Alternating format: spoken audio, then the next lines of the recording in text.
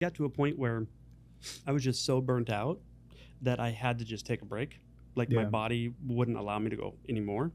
And it was like kind of forced, so to speak. And then when I was finally, gave myself permission to relax and just be present and connect, the littlest things were fulfilling. And that was a weird, Yeah. feeling to me, to feel that level of joy and happiness, doing practically nothing, but so connected and present in that moment. Yeah. Just felt so foreign, but in a beautiful, good way. You know what I mean? It's like, oh my gosh, I want more of that. Yeah. And then to further on the awareness, it was like the way I was operating, the way I was being, didn't feel good. I mean, yeah, I would produce good results, but at what cost? Do you know what I mean? Like there was no happiness. It was now an obligation. And also, I mean, what does that even mean? Good results to you, at that point might have been, financial. But 100%. what about health? What about mindset? What about mental well-beingness? Yeah, Yeah. what do you say about my weight release? You were twice the man you are Twice the now. man I used to be. Yeah, so I was drinking heavy every single night. I was 63 pounds heavier. My relationships were just terrible. What ones I had left. I was a shitty father, shitty husband. Like it was terrible. Money was great. Yeah. But I thought that that's what I was supposed to do, is provide, and I am still a provider today, but at a higher level with less effort and more joy. Yeah. You know what I mean? Because think about it. If you're in a low state and you're experiencing those survival emotions, stress, anxiety, depression, whatever the case is, like that's a reduced frequency. It's really low, and it's going to take a lot of effort and grind and hustle to move your flesh puppet through time and space, forcing and manipulating to produce a result. And that's what I was doing. But I didn't even know it. Like I didn't have a point of reference. And so learning how to increase my state of being and being in a higher frequency, higher vibration, like that lends like clarity. And with that clear intention and an elevated state of being, man, things just seem to unfold for me. Yeah. There's less effort, which means if I want to spend some effort, I can do a whole bunch of stuff and it'll just organically unfold for me. Like it just, I don't know how else to explain it. And it's kind of magic, like you say. I don't know the exact science behind all of it 100%, but I don't need to know that it works based on the results and experience I have with the process. Like I don't understand the theory of electricity, but I know how to flip the switch and turn on the light. Like I don't need to know how it works. I just know it works.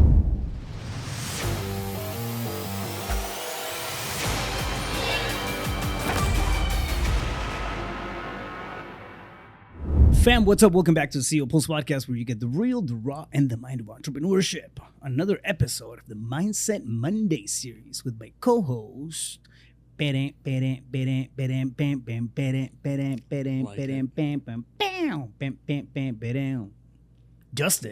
Thorstad. Yeah, Justin, he can do it. He's a man. If he can't do it, no one can. Justin. I was all on board until that last little bit. That was cheerleading, bro. Like, you didn't see cheerleaders in your head? No. You have no sense of joy or fulfillment, dude. I'm telling you, man. Which takes me to today's topic. Let's talk about joy and fulfillment, right? Like, it's and you call it the 3 C's, right, for harmony and fulfillment in somebody's life. But I feel like joy it's a very simple, we've talked about it plenty of times before. It's a very simple concept, but I don't think it's as simple to embrace. One of the things that I was thinking about this weekend was I'm sitting there and I find joy in like the little things, and then I realized that to me it's a learned behavior. It's like I wasn't that kid that had those walking around with a rainbow coming out the butt. Like it's not I was not that. I was not that kid. I wasn't but I learned along the way, and I think a lot of it came after I burned out during my first business and in my mid-20s. Where I realized, like, holy shit, man, we're pursuing a lot of things. We're, looking to achieve. We're looking for validation. I'm trying to, create this life and whatever, but what about the joyful things? What about the smiles? So now my biggest indicator of a good life is the smiles. Like I count, they're like currency to me, right? And if we had a personal growth one-on-one conversation in the past for the people out there listening, I probably mentioned that, right? Because it's such a big thing in my life. And then it hit me. You see people that they just don't seem to enjoy life. Yeah. No matter what they no matter what's going on, no matter how great the environment is, no matter how cool the movie or the scenery is, or the restaurant or the food or whatever. Like there's always like, you have that fuck off face, right? Or the resting bitch face. And I get it. Like sometimes people just, they're introverts, they're quiet, they don't express a lot. But then again, there's also that group of people who just sit there and they like it's just another thing. Nothing impresses, right? Like they're them as a human being, and I'm thinking like why is that a thing? Why does that happen? And I'm realizing that we often talk about the financial thermostat. Right, your financial thermostat is going to get you to a certain level of success unless you're able to tweak that, you're able to grow that, and like mess around with the financial thermostat. Right, the hotter the thermostat, you said it, the higher the degrees are, you're gonna be able to tolerate, or you're gonna be able to live in before it resets. Right, and we see that happening. It's the same thing with joy. I feel like people have this joy thermostat, as well. Right, like you have this capacity to enjoy life. Beyond that, it's like, I don't know if it's something that I don't know what to do with, with smiles, or it just feels awkward. It feels strange. And then you reset back to that level of joy, as opposed to breaking through it and really, really enjoying that life. I feel like, sometimes that has to be triggered by a traumatic event, by loss, or some, catastrophic messed up stuff that happened in your life or something like that. And then people start to enjoy. What happens? That joy thermostat gets reset to a higher setting. Yeah, so absolutely. And it's funny. A lot of people do wait until something catastrophic happens where they have a wake up and they change or transform, I should say. And the interesting part, though, is that if you realize in the moment of something catastrophic and it changes a belief system, whatever the cause is, but it alters your personality in such a way that you see the truth of the matter, of this thing called life, like you find out that you're capable to change. And so the question is not, are you capable? It's why wait until something catastrophic versus volunteer to be different. Right. In this case, that joy, right? And I don't know, man, look at kids. Like, look at Diego, your little boy, right? Like, I mean, especially when he was even younger, like that kid was always happy and super inquisitive and, why?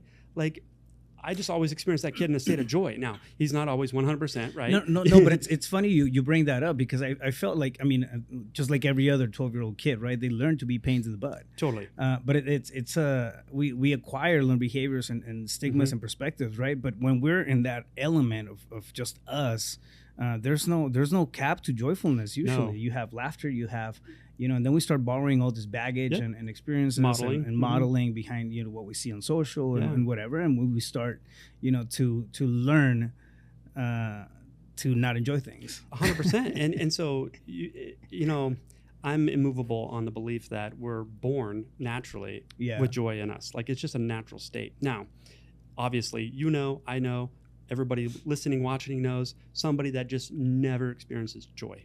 That's a learned response. Yeah. Like, that's a misidentification of the whole situation. However, it's a natural state, and maybe people just haven't been connected to it like they used to be in a very long time. So, that's learned. But the good news is, if you learned how to be that resting bitch face or a Debbie Downer, you can also unlearn it. Yeah, you can unlearn it and relearn something new. So it's not a matter of ability; it's a matter of willingness. Yeah. I like it, man. I think it's important to understand what brings us right to that state of joy. What creates that? You don't even have to call it, complete fulfillment or happiness. Like, joy is the beginning of that. Yeah. And if you stack it up enough, you're gonna hit that emotional state where, like, man, I'm in bliss.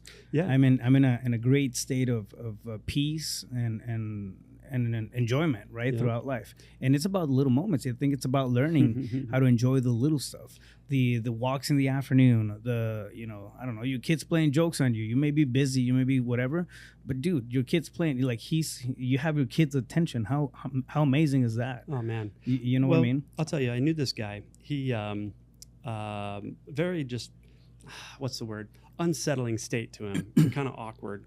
And the only time I'd see him smile or be in a state of joy was when he got recognition, but not just any recognition, not like a attaboy, but a sales award or was the top at this or Achievement. Yeah, it was achievement. But then it just seems so short-lived. And within 15 minutes of that recognition, You're looking for the next thing. Yeah. back to the next thing. And it's like, wow, like that must be living in hell on earth, Yeah. right? And so I know that person really well because it was me. Yeah. You know what I mean? Like, it was always so Plot twist. Yeah, it was always so like grind and hustle to get that next level, and because I thought that was going to be fulfilling, I Yeah. thought I'd get happiness, and it did for a few minutes, and then it's like, oh shit, now what? I mean, if I had to go through all that to get this, and that's my fix, so to speak, like, what do I got to do now to get another one? Like, ugh, I'm already exhausted. You know what I mean? Right. And it's just always so purposeless. Yeah, and purpose is it's a loaded, I feel it's a heavy word, right? But again, a simple smile can bring us back on track on the stuff that we actually align with 100%. if we pay attention to it, Yeah. right? You're not gonna be smiling throughout the day if you're doing shit that you don't align with. No, not at all. So- And so for me, it was just kind of breakdown, and then I got introduced to personal development, Yeah, and I realized why I had that. Like I couldn't be at peace until I won, and that was even short-lived. And it was like feeding a hungry ghost. Right. Whatever came in would just fall right through. And I realized it was because conditioned as a kid, and not getting the affection, love, connection from mom, who was my primary parent, didn't Yeah. have the father. I was never enough. It's never good enough, and all of that. So it's like when I got an award, it was like evidence that I'm enough, I'm worthy, I'm deserving.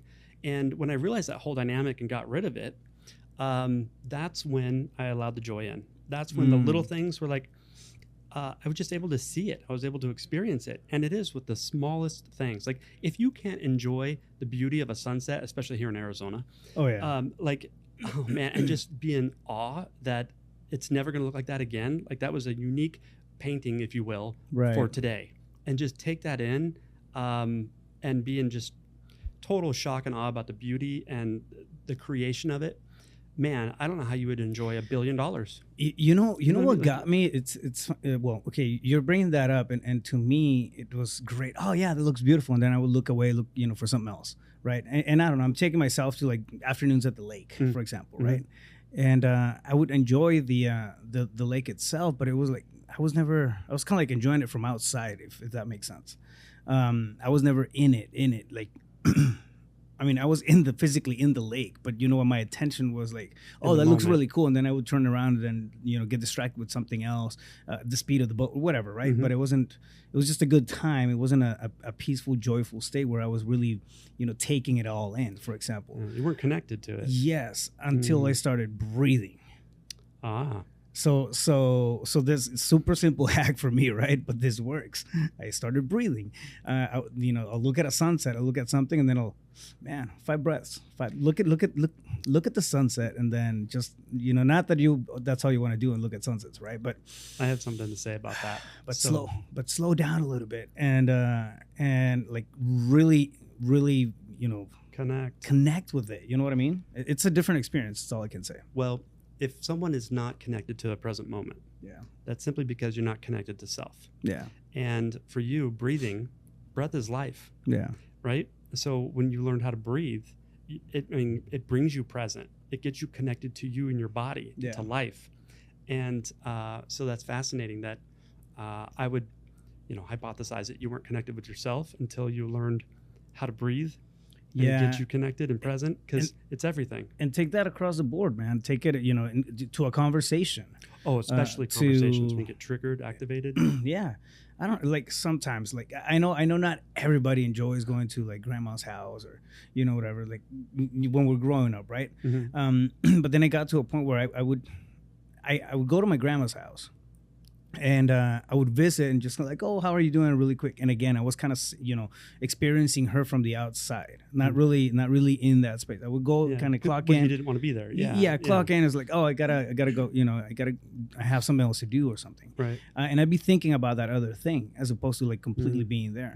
And again, same thing, dude, same experience. Just, to me, it was more of I have to go see grandma than I get to go see grandma. False choice versus true choice. Yeah, exactly. So again, the joyfulness of it was also directly connected to the way that I was creating that experience. Yeah. Does that make sense? Yeah. And ask yourself the question, like, if you're listening to this, right? How many times are you rushing through a conversation with somebody that you haven't seen in forever because you have something else to do? Like, take a breath.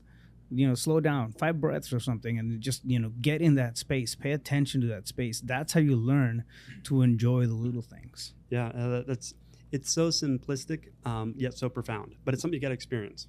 I think that's why it works. Right? Yeah, because it's so simple. Yeah, well, and Aubrey Marcus actually. I don't know if it was this book or a podcast I was listening to years ago, but he would say that basically when he get activated or something, he'd just take a minute and excuse himself, and no explanation needed, and just sit down and close his eyes and take 6 deep conscious breaths. And just connect to your lungs, expanding and contracting, and to bring you present. And man, that's such an effective practice just to bring you back to a center, an elevated state actually, when you're just in chaos or tasky mode or false choice obligation tasks, and you really are thinking about something else you want to be doing. Yeah, like it's so powerful. Well, and I think it's almost a common practice for us, right? If you're an entrepreneur, you have your own business, you're always on. People tell me like, when do you work? Like 24/7, 365. And I mean, we're always on. Like if you have your own business and you bootstrapped it and you're trying to achieve and grow and do all that stuff, certain people we're wired that way. Okay, so we're always gonna have that on switch. Now, how many times, if you have a significant other or kids or whatever, how many times have they asked you or told you, right, that, oh yeah, we're at the beach, but your mind is somewhere else. You're paying attention to something else. Oh, you're somewhat here, but you're still like you caught up in the emails and that's it's the same thing. It's about being in that space.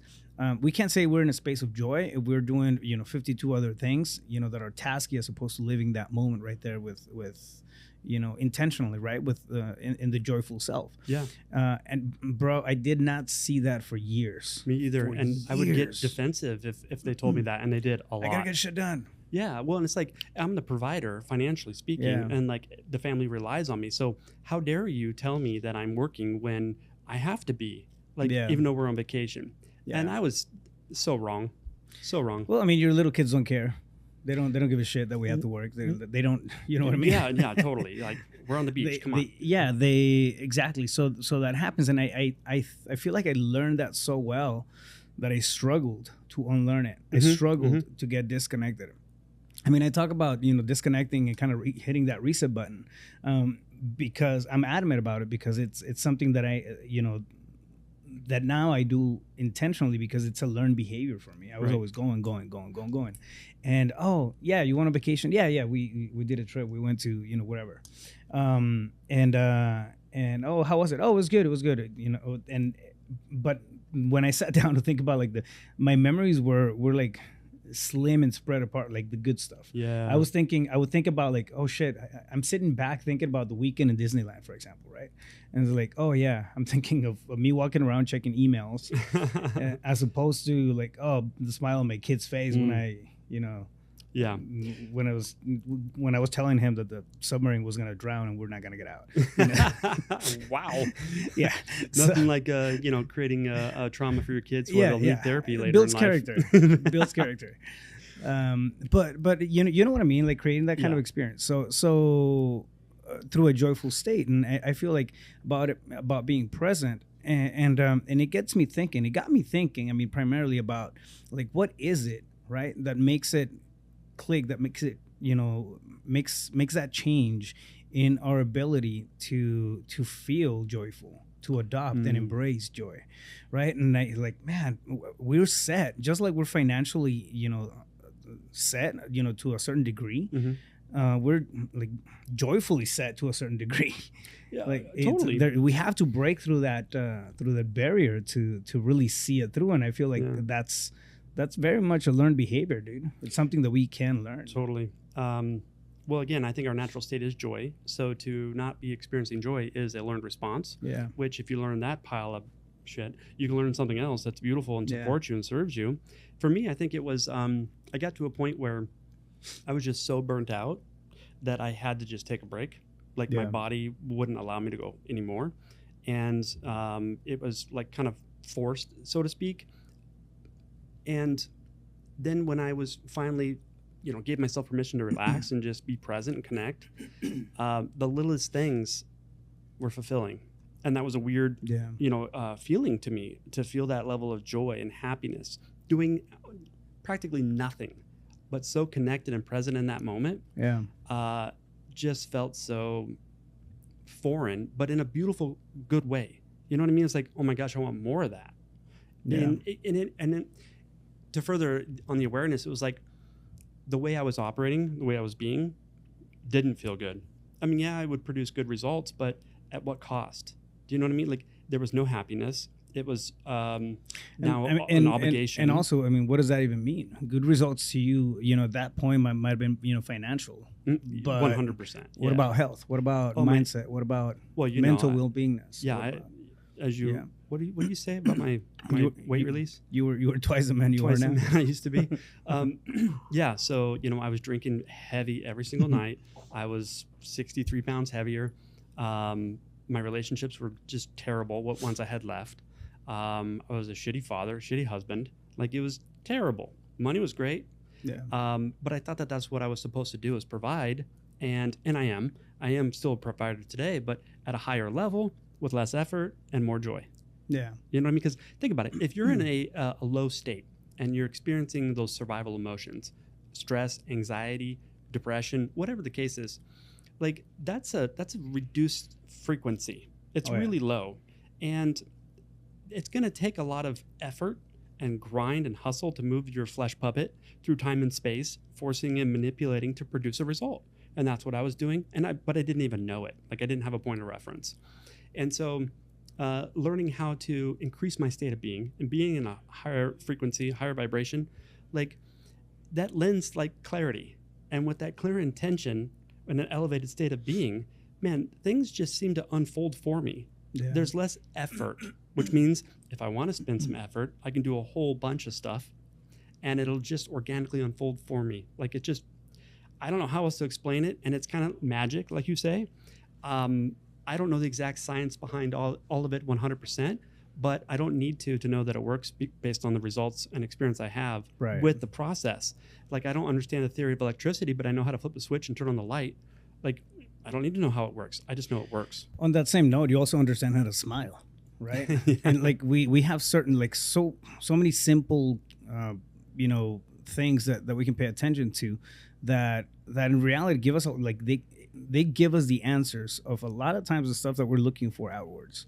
We're looking for, okay, what should I do with my life? Like, what puts a smile on your face? Like a genuine smile on your face. You're like, no, I can't do that because I don't know how to monetize it. Yeah. Which is stupid. I mean, I don't know, figure it out. Talk to somebody who, who, not how, level up, partner up with somebody else, collaborate, right?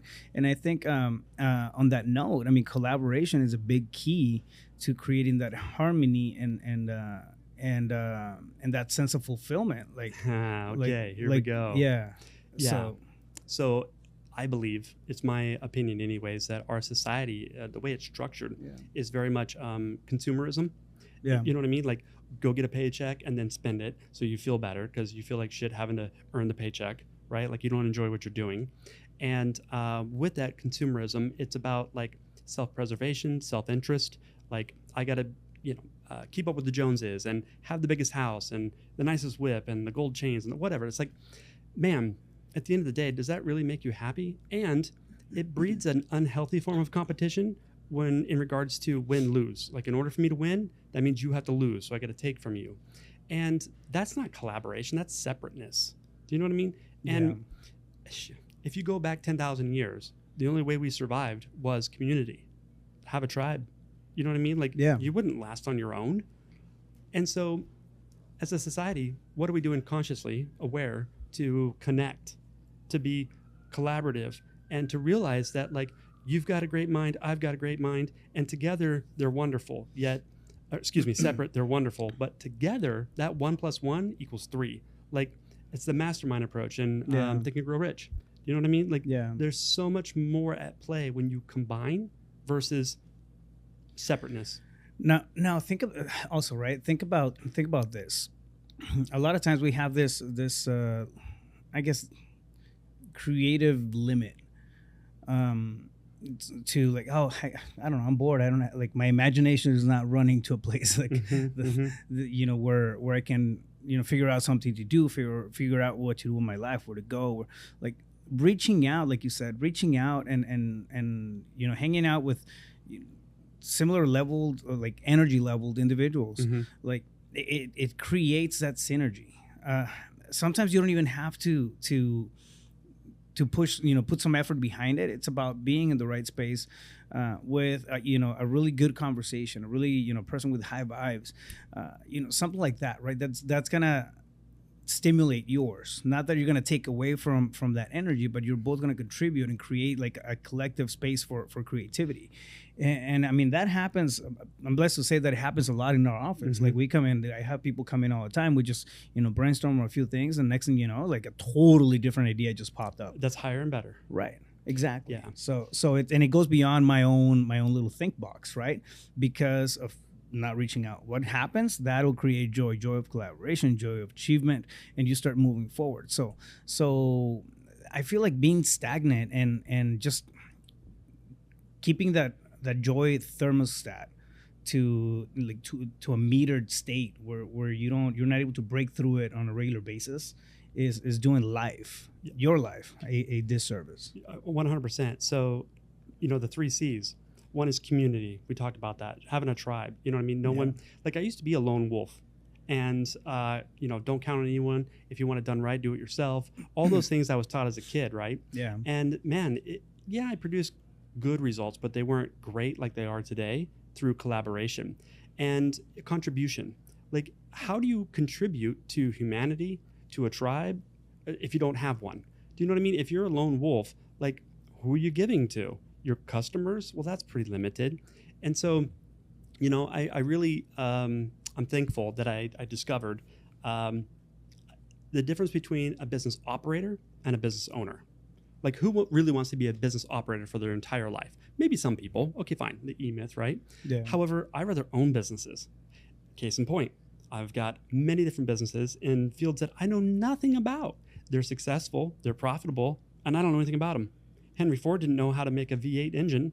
You know what I mean? Like, he didn't invent that. Yeah. So it's like surrounding yourself with people, collaborating, having a common goal and a vision for where you're going, why you're going.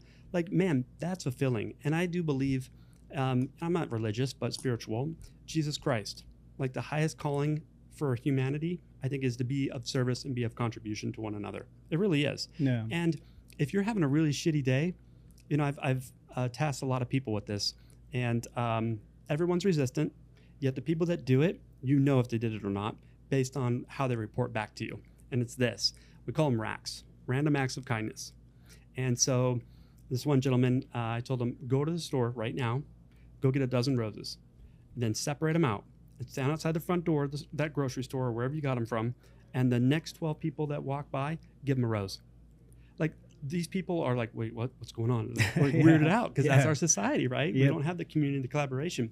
However, the ones that did, man, instantly put a smile on their face. They felt better. All kinds of stories about, needing to feel love and connection, and wonderful things that happen with that. And so again, if you experience that, putting joy on someone else's face, putting love in their heart, like, you'd report back as a different person. Yeah. Do you know what I mean? And so, again, you can wait for something catastrophic to happen to realize joy and happiness, or you can volunteer to go out there and just do it on your own. And really, I learned that because I was complaining to this one dude one time back in personal development in the very beginning.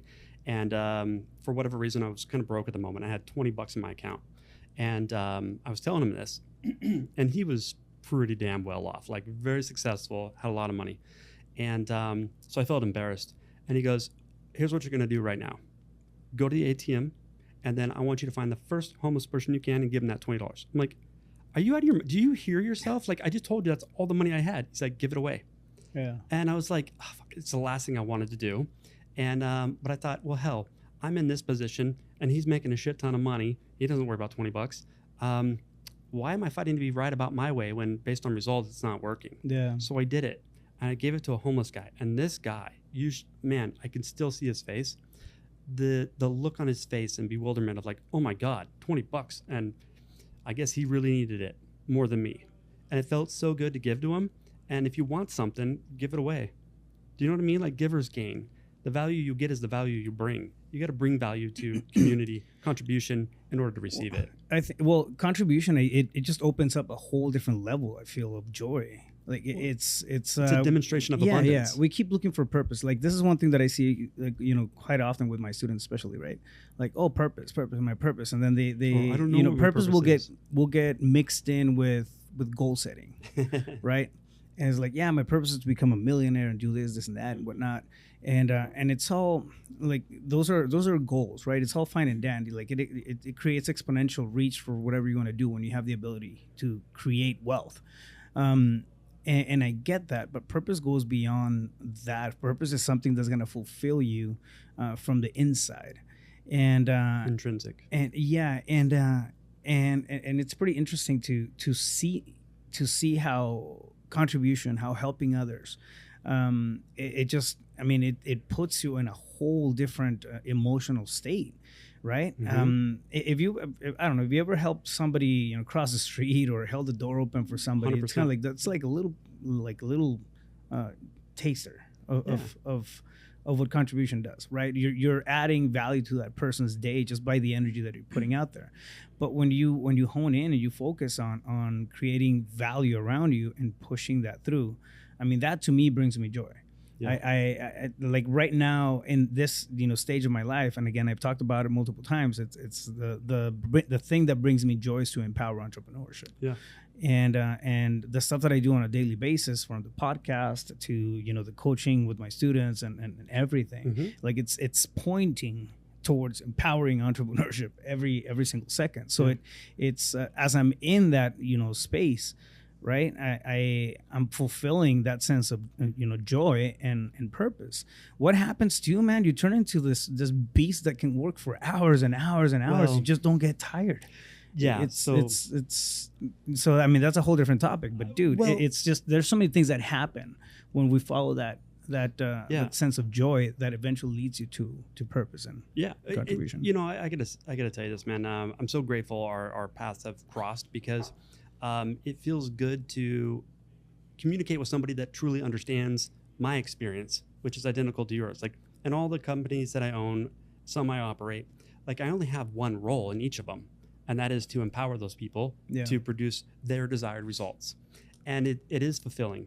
And, I work, I guess you could say, from, I'm up at 5:30, I'm in bed at 10:30. You know what I mean? Like, and I'm just going. And people are like, man, you work a lot. I'm like, actually, I don't work a day in my life. Yeah. Because the activity itself is the fulfillment. Yeah. To give to somebody else in that regard and see the light bulb come on and feel that, like, oh, man, it feels so good. Because there was a time when someone gave to me, and I believe that to whom much is given, much is expected. And so if the activity itself is the fulfillment, man, that gives you energy. That energizes you, right? And, like, execution takes energy. And so if you have to work and it's a false choice, it's an obligation, man, that's labor. And I think being fulfilled by the action itself and being on purpose, man, it just, you can never go back. Yeah, it's a different way. It's a way of being. It's a way of living, I feel. I started doing it a couple of weeks back, just a day recap, a day inventory. And I always do this, but I just do it mentally, right? Like, okay, before I go to bed, I'll do a quick recap of, how my day went and this and that. And I've been doing it, every single day. At the end of the day, I get to it and I have this laundry list of things that I did, right? Not what I'm gonna do, but what I did today. Like, how did I start? And it starts the same way: meditation, journaling, coffee, and like that's one. it helps me stay aware of my consistency, right? And then I go in there, and everything that I'm doing throughout the day, it's towards empowerment, entrepreneurship, and it's self-alignment, right? Like it's a checkpoint really to see whether or not I'm on the right track. And then I've had a lot of people ask me, dude, how do you do so many different things throughout the day? It's like, man, if I don't list them up, I don't even know that I did them, because they're in alignment with the path that I'm following, with purpose and joy. But it's important to just be aware, right, of the things, one, that bring you smiles, two, whether or not you're in a space of where impact and contribution is your honest priority. It has to be an honest work. It has to be honest priority for you. If you're not there yet, it means that you still have some loose ends on your personal self and your survival stage. And I feel like we go through stages, as we're growing through chapters, life. Yeah, we go through chapters. We go through phases of growth. And you're gonna hit certain phases, and sometimes it sounds really cool to help somebody else out, but like, shit, man, I gotta figure out my stuff first.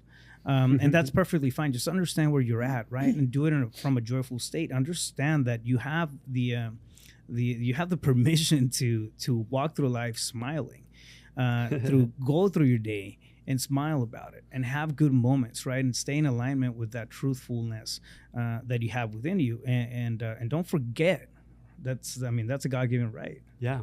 Well, and so the last C before we wrap up here is creation. Yeah. And so I'm a firm believer that, a lot of people want to know, or they say, I don't know what my purpose is, and I want to discover my purpose. It's like, it's not something you just randomly find because you trip over it. Like, purpose is something that you assign. Nothing has any inherent meaning or significance. Right. It's all assigned. So you get to decide. And back to, do what you love and you'll never work a day in your life, right? Like, what is it you want to do? Because I believe like business 101 is doing what you love and then find a way to monetize it.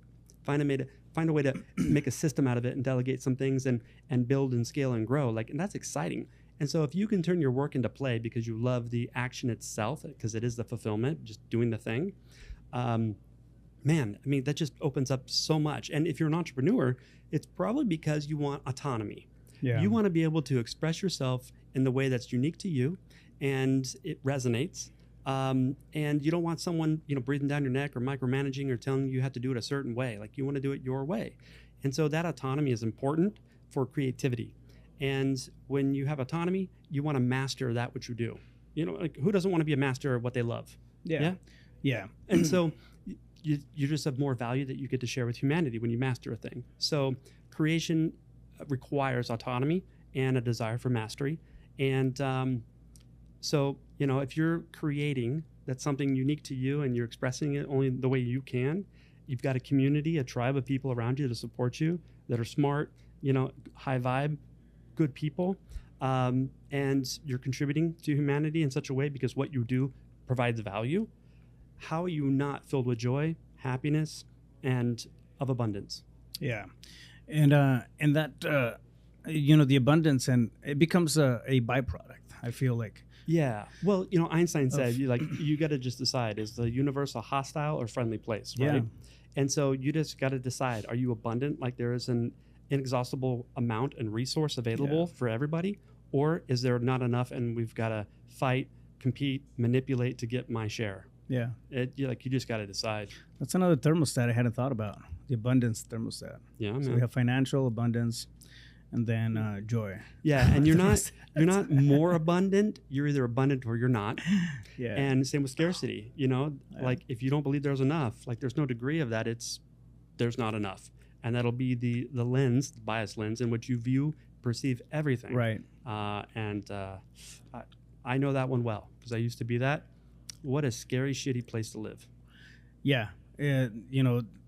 Staying in a space of struggle is not part of my business plan anymore. And it's an option. Suffering is optional. Yeah. Fam, I hope you guys like that conversation. If somebody wants to get a hold of you, Justin, where is the best place to reach you at? Yeah, everywhere, social media, YouTube at Mindset Coach JT, or my cell phone, 348-8534. Boom. There you guys have it. Make sure that you follow me on social at Rafael Cortez, CEO, pretty active on Instagram. Subscribe and like and share if you like the podcast. If you don't like it, subscribe, like, and share too. I don't care. It brings me joy. So with that being said, remember, it's a two-way conversation. So drop any comments, let us know your thoughts, and we'll catch you guys on the next one. Stay focused. You got this.